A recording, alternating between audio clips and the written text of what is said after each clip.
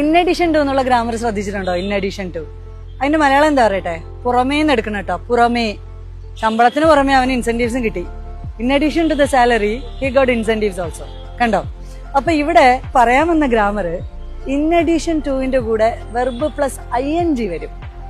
അതായത് നമ്മളിപ്പം പഠിത്തം, നടത്തം എന്നൊക്കെ പറയുമ്പോൾ പഠിത്തത്തിന് എങ്ങനെ ഇടുക? സ്റ്റഡിയിങ്. നടത്തം വാക്കിംഗ്, ഓട്ടം റണ്ണിങ് എന്നൊക്കെ പറയില്ലേ?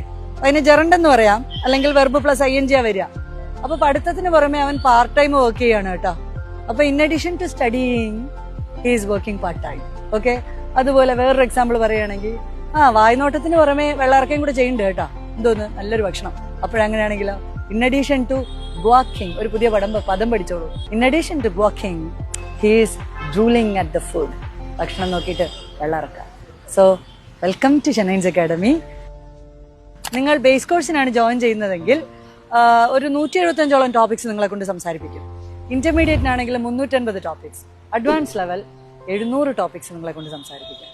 അപ്പോൾ ഒത്തിരി ടോപ്പിക്കുകൾ, സന്ദർഭങ്ങൾ, ജീവിതത്തിലെ സന്ദർഭങ്ങൾ എടുത്ത് സംസാരിക്കണോ? വെൽക്കം ടു ഷനൈൻസ് അക്കാഡമി. Thank U.